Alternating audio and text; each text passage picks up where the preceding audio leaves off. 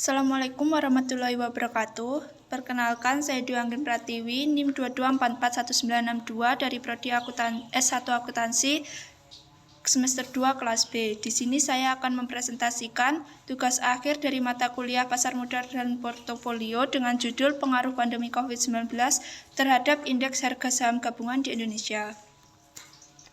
Topik yang akan dibahas kali ini adalah yang pertama latar belakang masalah, yang kedua indeks harga saham gabungan, yang ketiga pandemi COVID di Indonesia, yang keempat dampak pandemi COVID-19 terhadap indeks harga saham gabungan di Indonesia, yang kelima indeks harga saham gabungan pasca COVID-19 di Indonesia, dan yang terakhir adalah kesimpulan.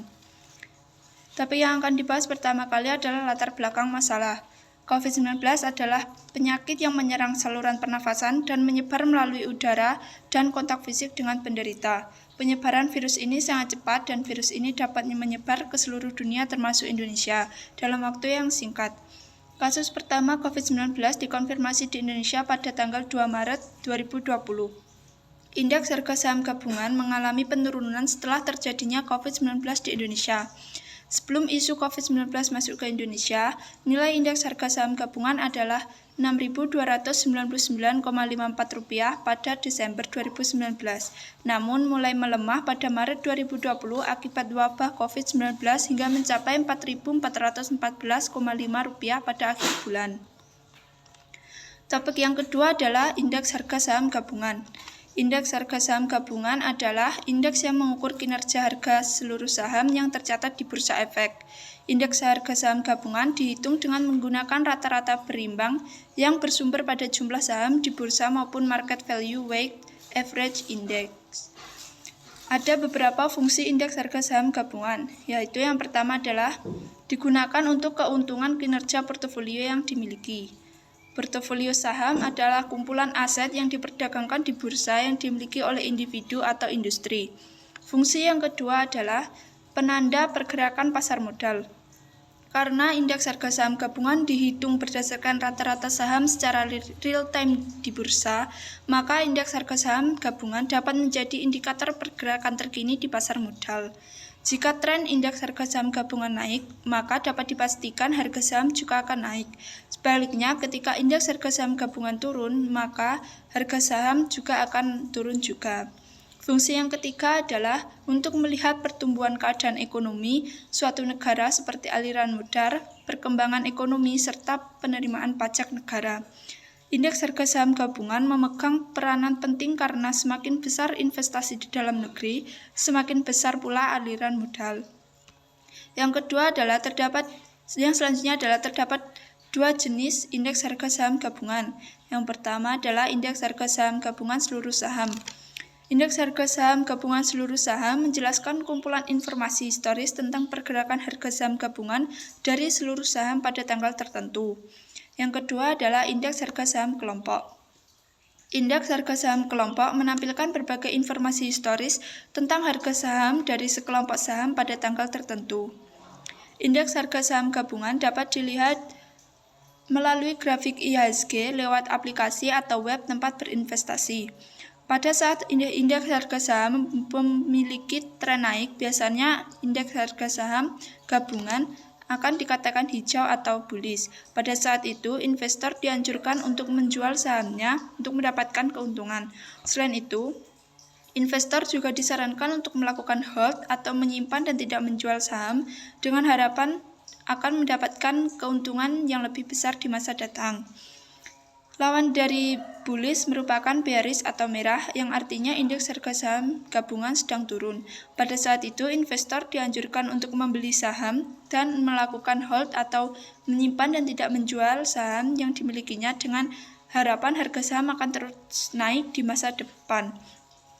Selain melakukan hold dan membeli saham, investor juga disarankan untuk melakukan cut loss atau memutuskan untuk menjual saham pada saat harga saham rendah untuk menghindari kerugian. Topik yang ketiga adalah pandemi COVID-19 di Indonesia. COVID-19 adalah penyakit menular yang disebabkan oleh coronavirus yang menyerang saluran pernafasan dan ditularkan melalui udara dan sentuhan fisik dengan penderita. COVID-19 pertama kali diumumkan kemunculannya di Wuhan, Cina pada awal tahun 2020. Tidak hanya berakibat parah pada ekonomi, fenomena ini juga berdampak pada kehidupan warga secara keseluruhan yang menimbulkan perubahan dramatis dalam praktik bisnis serta sikap konsumen. Kasus COVID-19 pertama kali dikonfirmasi di Indonesia pada tanggal 2 Maret 2020. Jumlah kasus telah meningkat sejak Maret 2020 dengan lebih dari 10.000 kasus tercatat pada pertengahan Juni dan lebih dari 100.000 kasus pada akhir Juli. Per 31 Agustus 2020, total kasus terkonfirmasi di Indonesia sebanyak 172.053 dan 7.343 kematian di Indonesia.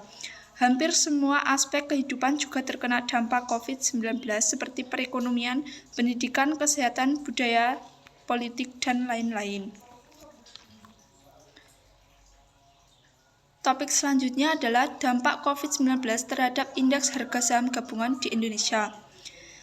Indeks harga saham gabungan mengalami penurunan tajam di awal tahun 2020 dengan turun sebesar 28,63% sejak Januari 2020. Sepanjang Januari hingga April 2020, indeks harga saham gabungan menunjukkan tren fluktuatif dan menurun.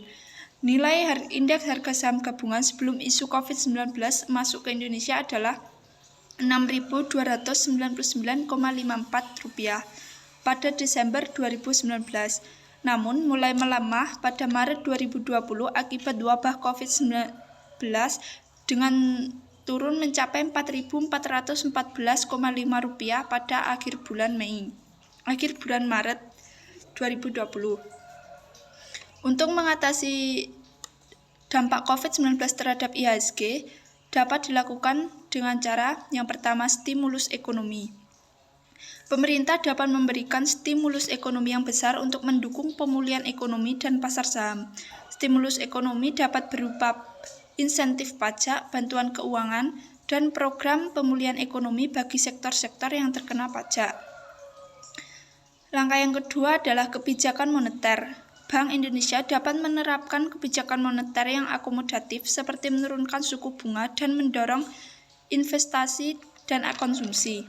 Langkah ini akan membantu meningkatkan likuiditas pasar dan mengurangi beban keuangan perusahaan. Untuk mengatasi COVID-19 terhadap IHSG yang ketiga adalah pengawasan dan regulasi. Pemerintah dan otoritas pasar modal perlu meningkatkan pengawasan dan regulasi terhadap pasar saham untuk mencegah manipulasi harga dan kecurangan. Hal ini akan meningkatkan kepercayaan investor dan menjaga stabilitas pasar. Yang keempat adalah edukasi dan informasi. Pemerintah dan instansi terkait perlu memberikan edukasi dan informasi yang akurat kepada masyarakat mengenai kondisi pasar saham dan dampak COVID-19. Ini akan membantu investor membuat keputusan yang lebih tepat dan mengurangi ketidakpastian. Yang kelima adalah diversifikasi investasi. Investor perlu mendiversifikasi investasinya dengan mengalokasikan dana ke berbagai instrumen keuangan seperti obligasi, reksadana, atau aset lainnya.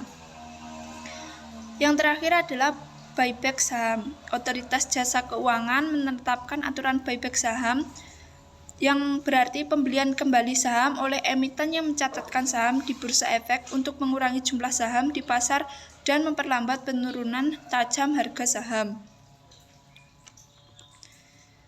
Topik selanjutnya adalah indeks harga saham gabungan pasca COVID-19 di Indonesia. Indeks harga saham gabungan mulai menunjukkan tanda-tanda perbaikan pada paruh kedua tahun 2020 dan terus meningkat pada tahun 2021. Indeks harga saham gabungan berangsur membaik dan mencapai Rp4.901,82 pada 29 Juni 2020. Pada Juli 2021, indeks harga saham gabungan menunjukkan tanda-tanda pemulihan dibandingkan periode sebelumnya. Pemulihan indeks harga saham gabungan dapat dikaitkan dengan berbagai faktor termasuk intervensi pemerintah, paket stimulus fiskal, dan pembukaan kembali ekonomi secara bertahap. Selain itu, sentimen positif seputar pengembangan dan distribusi vaksin COVID-19 juga berperan dalam meningkatkan kepercayaan investor. Yang terakhir adalah kesimpulan. Setelah dijabarkan pada pembahasan, dapat ditarik kesimpulan yang pertama adalah indeks harga saham gabungan adalah indikator statistik yang mencerminkan pergerakan harga saham-saham yang terdaftar di Bursa Efek Indonesia. Harga saham berfluktuasi setiap hari karena terdapat pergeseran harga pasar tiap hari serta terdapat pertambahan saham. Yang kedua adalah COVID-19 yang disebabkan oleh coronavirus merupakan penyakit yang menyerang saluran pernafasan dan dapat ditularkan melalui udara serta kontak fisik dengan penderita. COVID-19 pertama kali terkonfirmasi di Indonesia pada bulan Maret 2020. COVID-19 mempengaruhi semua aspek kehidupan seperti kesehatan, perekonomian, budaya, pendidikan, dan politik. Yang ketiga adalah pandemi COVID-19 menyebabkan penurunan indeks harga saham gabungan di Indonesia pada Maret 2020. Untuk mengatasi dampak penurunan IHSG akibat COVID-19, maka dapat dilakukan beberapa cara, diantaranya dengan stimulus ekonomi, kebijakan moneter, atau menurunkan suku bunga, pengawasan dan regulasi, edukasi dan informasi, diversifikasi investasi, dan buyback saham yang diberlakukan oleh otoritas jasa keuangan. Kesimpulan yang keempat adalah karena langkah-langkah pemerintah dan bank sentral, maka IHSG secara bertahap mulai pulih kembali. Mungkin itu yang dapat saya sampaikan. Terima kasih atas perhatiannya. Wassalamualaikum warahmatullahi wabarakatuh.